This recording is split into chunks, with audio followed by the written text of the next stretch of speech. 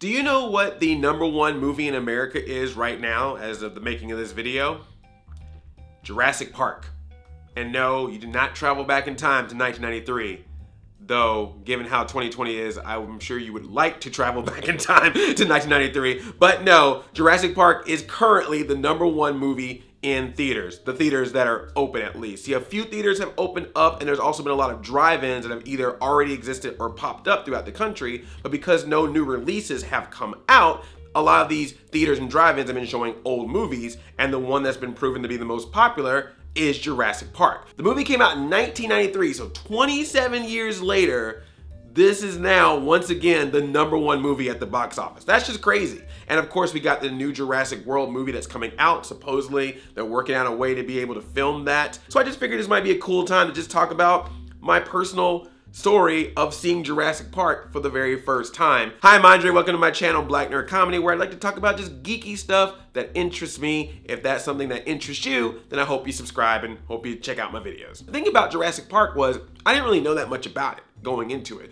I know a lot of people nowadays, you want to know so much about a movie before you go in. We get so much news given to us. But with Jurassic Park, I didn't really know that much about it other than it was a movie about a park with dinosaurs. So I didn't know what to expect. The only thing I had seen up to that point, which was actually the thing that got me excited to go see Jurassic Park, was this television special that I aired. I don't know if this special is available anywhere. I vaguely remember it, so I don't know if it's like on the special bonus features of the DVD or something like that. But it's a special that I remember watching that was just about how Jurassic Park became a movie, how it was made. But what was interesting about it was a special about how it was made, but didn't tell you a lot about how it was made. Now, when you think about how movies showcase their behind the scenes today, we see so much to the point where it almost breaks the fantasy a little bit. Like, we'll see the green screen, we'll see the people on strings, we'll see how all the special effects are done with CG or whatever. But it was interesting about Jurassic Park was it used a lot of things that we know today, animatronics, CG, all kinds of special effects.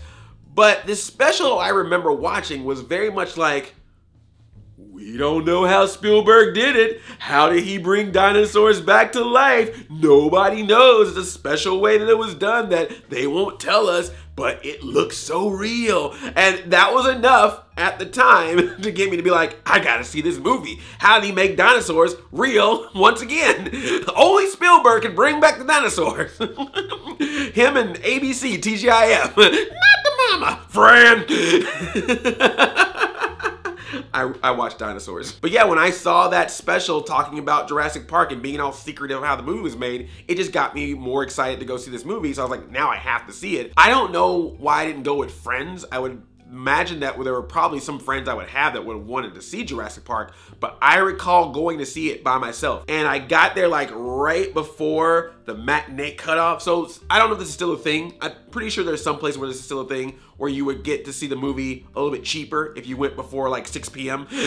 So I would always try to see movies like earlier. And then there were even some theaters where you would have like, if you went between like 4 and 6, it was like super cheap. I guess it was like the time where people usually don't go to see movies. But either way, that's how I saw it. But it was definitely one of those things where I went in and it was still daylight, but when I came out, it was night. That's always a weird but kind of cool feeling when you go into a theater and it's bright and sunny outside, but by the time you come out of the theater, it's just dark. But Jurassic Park may not have been the best movie to do that with because that movie scared me, man. So here's the thing, when I saw these specials, when I saw these commercials, it was always like, Jurassic Park, it's fun. Look at the dinosaurs running around, it's cute. And yeah, they would always show that shot of the T-Rex going in front of the car, but they never showed like the scary stuff. You might have seen like a raptor head, but at the time, I didn't know what that raptor was gonna do. I just was like, okay, dinosaurs, probably gonna be a little bit of danger, but like basic stuff. So when I get in that theater, and I'm having fun with it, I'm like, oh my gosh, this is so amazing. And yeah, when those dinosaurs came up on screen, I was like, how do they do this? How is this possible? And of course, now it's probably all documented how everything was made. But at the time, when I was still in Andre Fantasy, don't know how movies were made land, I was like, oh, this is beautiful. They're real. They're really real, you know? So I didn't sound like that. I don't know why I gave myself that voice. I wasn't walking around going, hey guys, I saw Jurassic Park. It was really real. I did not sound like that. Maybe a little bit like that. My puberty did get in a little late, but I was just amazed by the film, but I didn't know the scary stuff was gonna happen. So when the scene of the T-Rex getting out and walking around started happening, I wasn't prepared for that. And so when it happens in the movie, and I'm seeing it for the first time, unprepared, freaked me out. I knew about the little water, the little boom, boom. I saw that in the commercials. But the dinosaur attacking them kids, that one in no promos. They didn't show that. The Raptors cornering people, clever girl. I didn't see that in any commercials. Freaking Wayne Knight being attacked in a car by that, yeah, getting the spit coming out. And that wasn't in the promo. Samuel L. Jackson, they would always show Samuel L. Jackson going, hold on to your butts, with the little cigarette about to fall out of his mouth, but never falling out. But they didn't show when his arm landed on Laura Dern and she was like, oh, you're here. And then it's just the arm. They didn't show that black guy at the beginning of the movie getting dragged into the cage. None of that was in the commercials. I saw that for the first time in the theater and it freaked me out. And this was one of those moments where I definitely understood my innocence of watching movies at the time, because I was legit scared for them kids. I really thought them kids were getting eaten by dinosaurs. Nowadays, I know it's not going to happen, to the point where I've now made a joke about it. If you've seen some of my videos where I talk about Jurassic World and Jurassic World Fallen Kingdom, I always joke about, you're not going to fool me with these kids running around with dinosaurs, because I know you're not going to have the dinosaurs ever kill or eat the kids. But at the time, when I saw Jurassic Park, I thought that was going to happen. When they were in that car with that glass on them and that dinosaur was down, I was like, oh man, that T-Rex going to eat them up. That's it. Them kids are done. I should have known better. But at the time, they got me. Spielberg magic got me thinking that those kids are gonna get dead, eaten by a T-Rex. But instead it was a lawyer. I should have known. And that's what's so fascinating about that scene as well, because up to that point you get that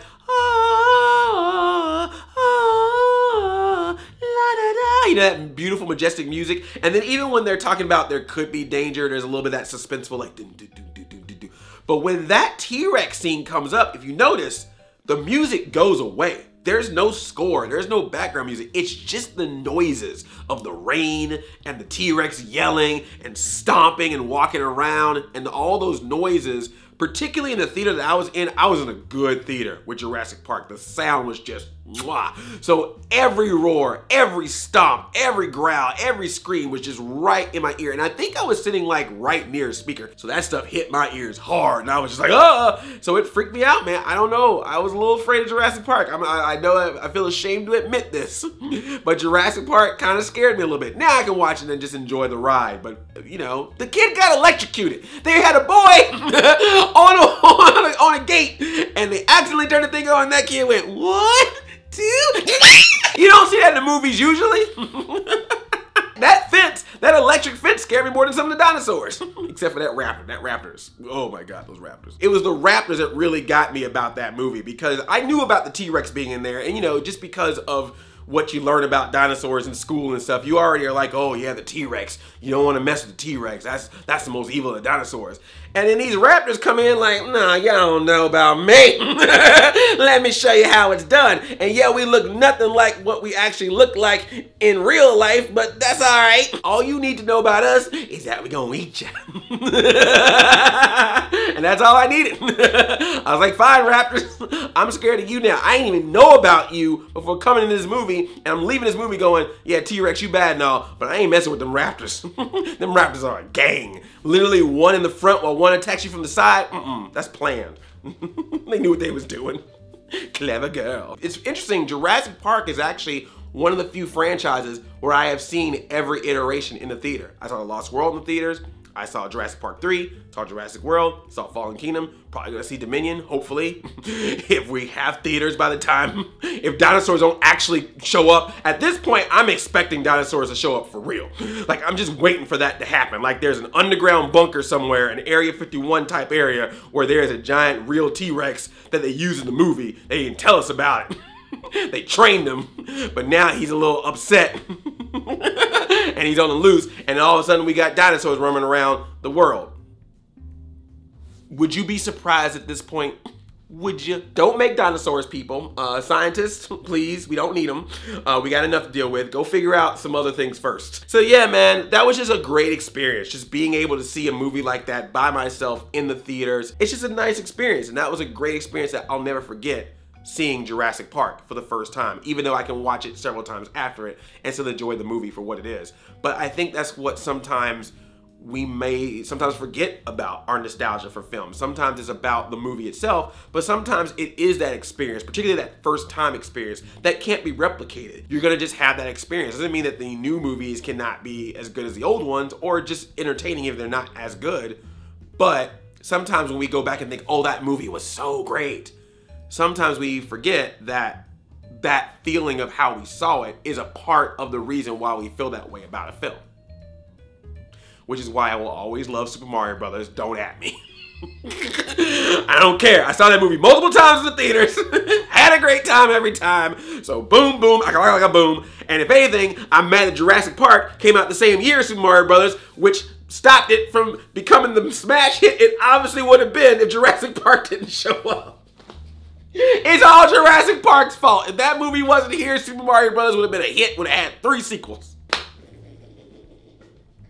Why do I like lying to myself like this? If you have a Jurassic Park story, I would love to hear it in your comments. And if there's any other movies that you would love to hear, either my first times or just, you know, talking about movies in general like this, I think it would be nice to do that. I love talking about entertainment in this way, and I want to do more of that on this channel. So if you enjoy that, then expect more of that. And I hope that you keep coming back here to watch more of this. Thank you so much for watching. If you like this video, you know the stuff. Liking, subscribing, all that good things. If you want to do it, that is your choice. But if anything, if you like what I do here, I appreciate the support. And I love you like a play cousin. I'm Audi 5000. Don't make dinosaurs, people. Seriously, just leave them for entertainment. I just know somebody wants to make one. I know there's somebody in the world that's like, I want to make a real dinosaur. And I'm like, don't do it. Please. Barney was enough.